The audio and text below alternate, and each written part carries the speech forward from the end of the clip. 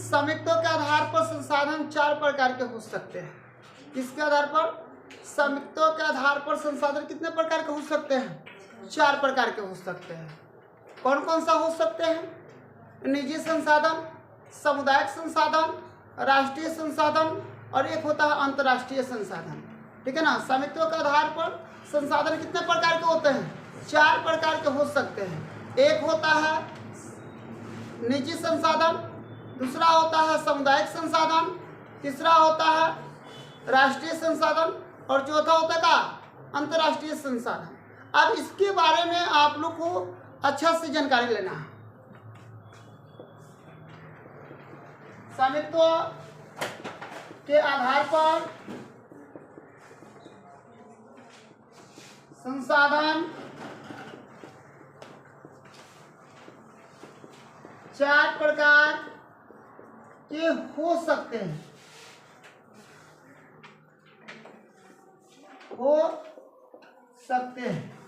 नहीं आ रहा है। चलिए बारी बारी से हम लोग इसके बारे में जानेंगे। निजी संसाधन,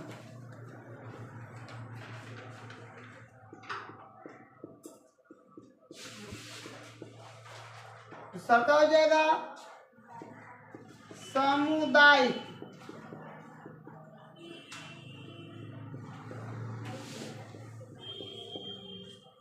तीसरा हो जाएगा राष्ट्रीय संसाधन, चौथा हो जाएगा अंतर्राष्ट्रीय संसाधन,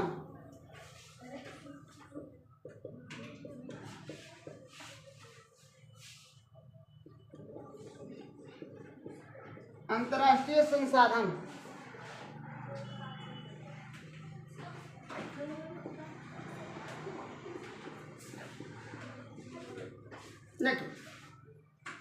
निजी संसाधन किसको बोला जाता है?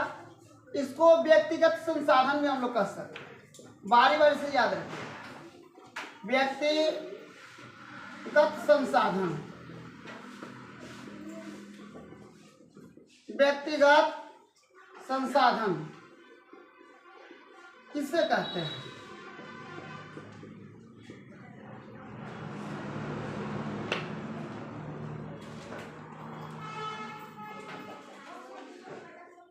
वैसा संसाधन जिस पर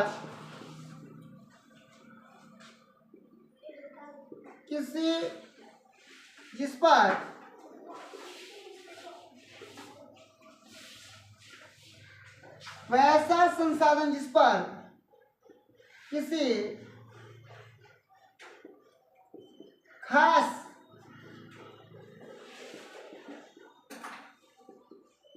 व्यक्ति का अधिकार होता है, उसे व्यक्तिगत संसाधन कहते हैं। जैसे में बाग बगीचा,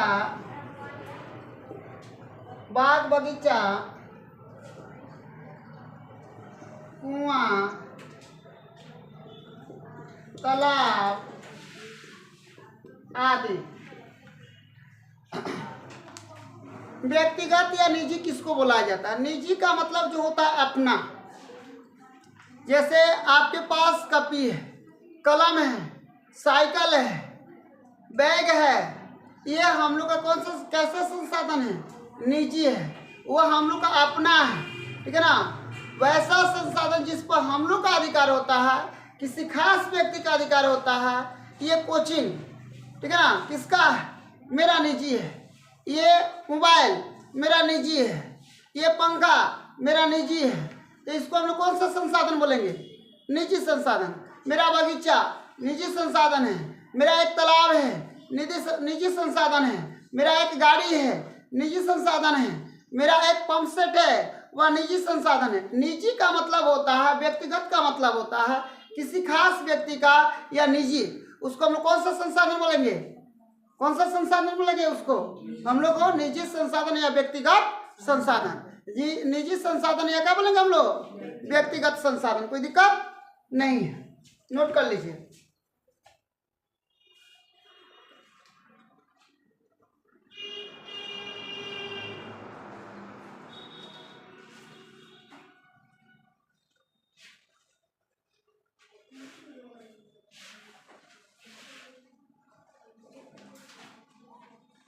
हो गया?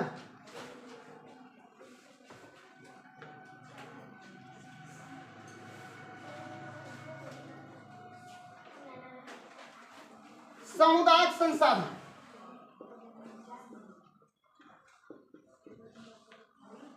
सामुदायिक संसाधन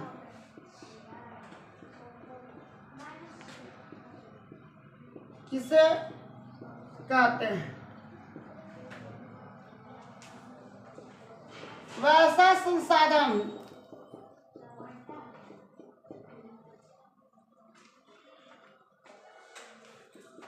जिस पर एक समूह का अधिकार होता है, एक समूह का अधिकार होता है,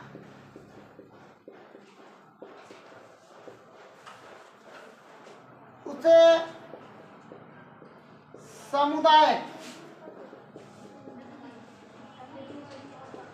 संसाधन कहते हैं। जैसे में मंदिर,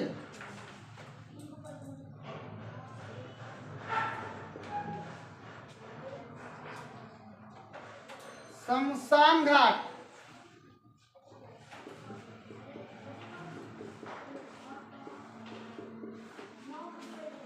सामुदायिक भवन,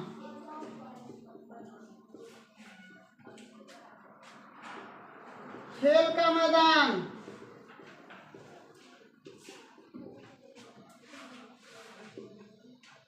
मस्जिद,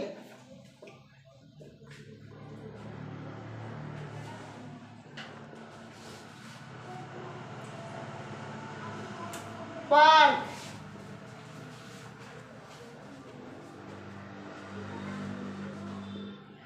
धार्मिक स्थल,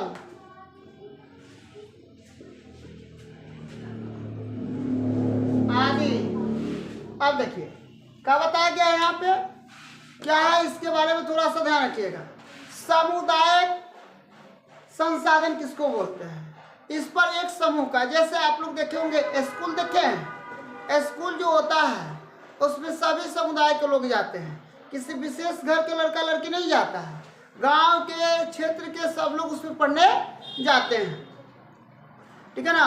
आप देखे होंगे मंदिर, आप देखे होंगे मस्जिद, आप देखे होंगे सामुदायिक भवन, ठीक है ना, आप देखे होंगे पंचायत भवन, ठीक है ना। ये जो चीज़ें हैं ये सामूहिक रूप से वहाँ पे लोग जाते हैं।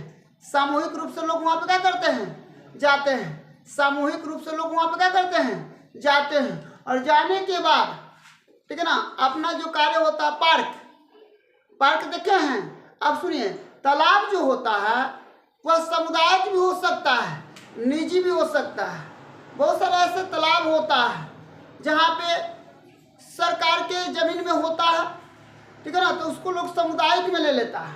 परंतु एक निजी भी होता है, लोग शौक से तालाब भी खुदवा देते हैं अपना कार्य के लिए, मछली पालने के लिए, विभिन्न प्रकार के उसमें क्या होता है, चीज उत्पादन करने के लिए, वस्तु उत्पादन करने के लिए क्या कर देते हैं? अपना एक तालाब बनवा देते हैं, खुदवा देते हैं।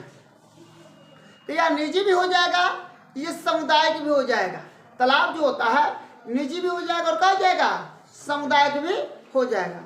सामुदायिक संसाधन किसे कहते हैं? वैसा संसाधन जिस पर एक समूह क्या करता है, एक समूह का अधिकार होता है। गांव के लोग होते हैं, अब काली मंदिर तक पूजा करना है, गांव के सब लोग जाते हैं, किसी मूर्ति के पास पूजा करना है, ठीक है ना, सब लोग जाते कि नहीं जाते हैं, तो उसको हम लोग क्या बोलेंगे? सामुदायिक बोलेंगे। क्या बोलेंगे? सामुदायिक बोलेंगे। नोट कर लीजिए।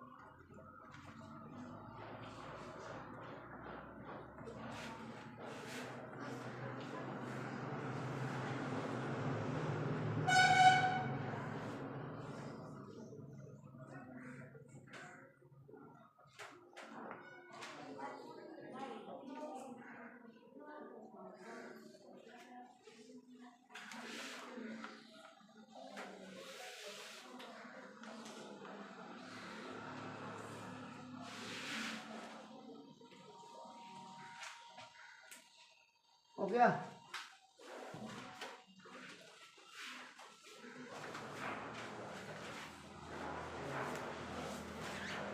देखिए हम लोग का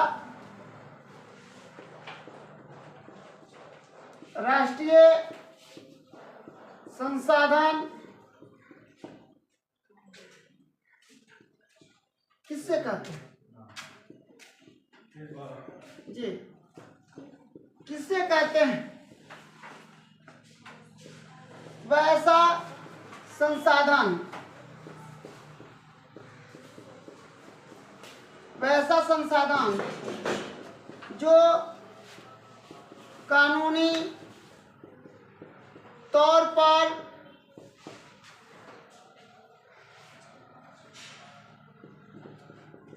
राष्ट्र के अंतर्गत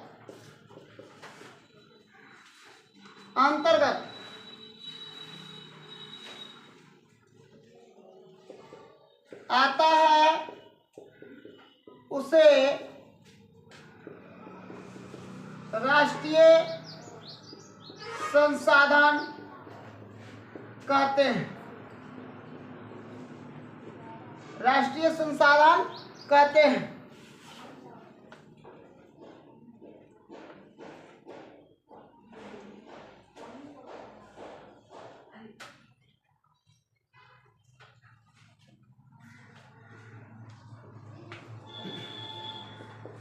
जैसे में देश के अंदर खनिज,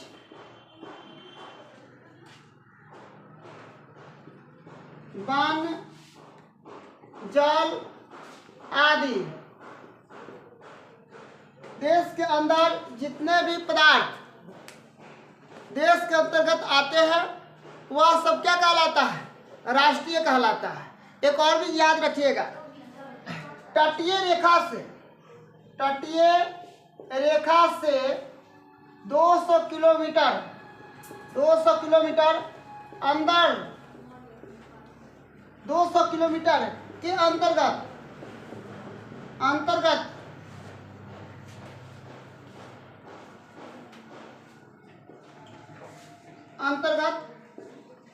क्षेत्र को राष्ट्रीय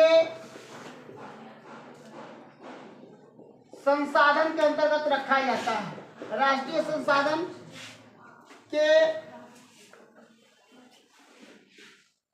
अंतर्गत रखा जाता है।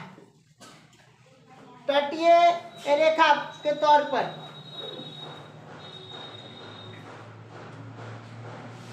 अंतर्गत रखा जाता है।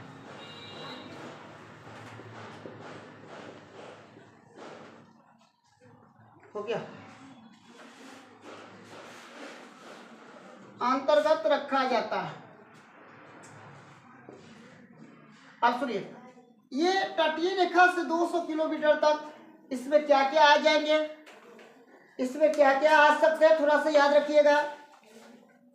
भूमि आ जाएगा, खनिज आ जाएगा, वन आ जाएगा, वन्यजीव आ जाएगा, जल में बहुत सारे ऐसे संसाधन वह जलीय संसाधन भी आ सकते हैं, ठीक है ना, समुद्री जीव भी आ सकते हैं। तो इसके अंतर्गत जितना भी आता है राष्ट्रीय संसाधन के अंतर्गत क्या क्या आ सकते हैं, ठीक है ना। तो तटीय रेखा के 200 किलोमीटर के अंतर्गत, 200 किलोमीटर के अंतर्गत क्या क्या बताया गया है, ठीक है ना। खनिज संसाधन, ठीक है ना, जलीय जीव, वन या वन्य जीव, ठीक है। उसके बाद क्या बताया गया, ये जितना भी होता है आदि इसके अंतर्गत क्या होता है? राष्ट्रीय संसाधन के अंतर्गत आता है। राष्ट्रीय संसाधन के अंतर्गत आता है, इसको नोट कर लीजिए।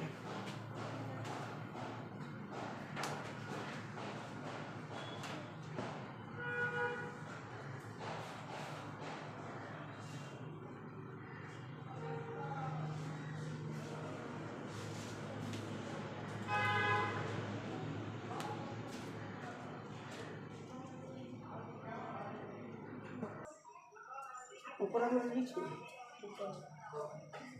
अब एक हम लोग को देखना है अंतर्राष्ट्रीय संसाधन। चलिए आप अंतर्राष्ट्रीय संसाधन देख लेंगे तो समझ में आएगा।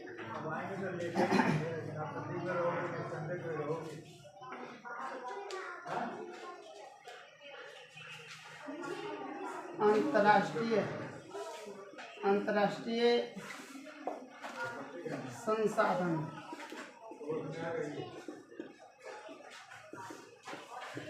वैसा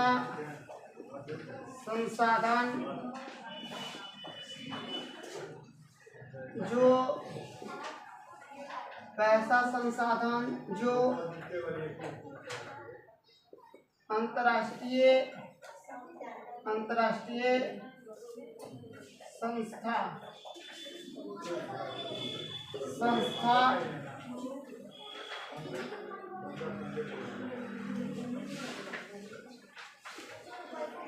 करती है।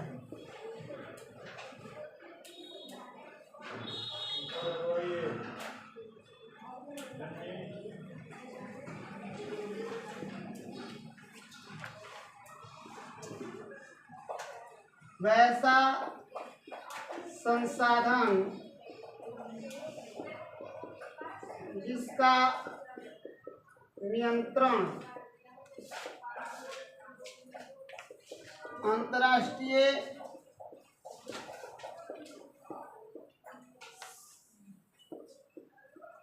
संस्थाओं के द्वारा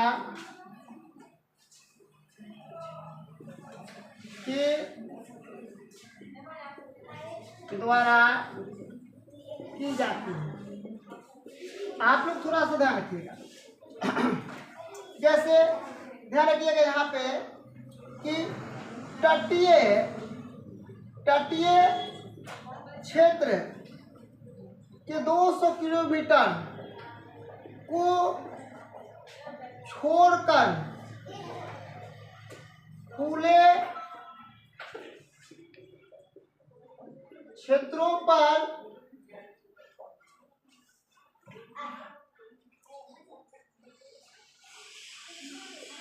अंतर्राष्ट्रीय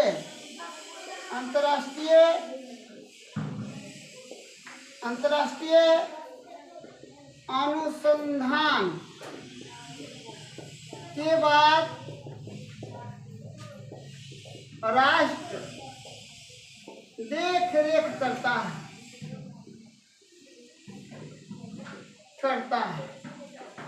उसे 5 मिनट रुक जाइए। उसे अंतर्राष्ट्रीय संसाधन भी कहा जाता है। क्या इसको हटा दिया? देख रेख करता है। अब इसमें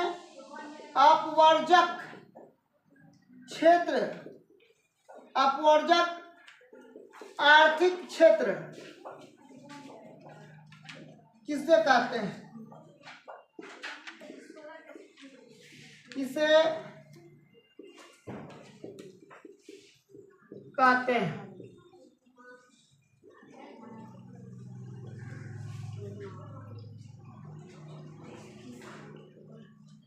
किसी देश के तटीय रेखा से 200 किलोमीटर की दूरी वाले क्षेत्र को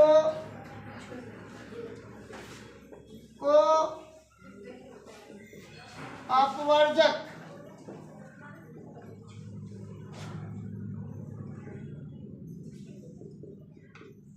आर्थिक क्षेत्र कहा जाता है।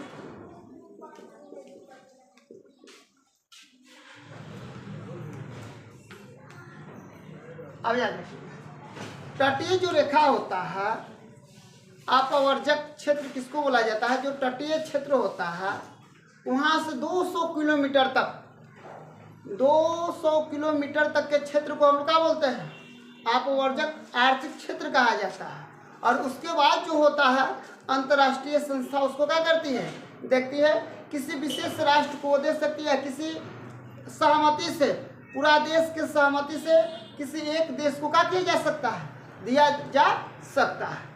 आज के लिए इतना है, धन्यवाद।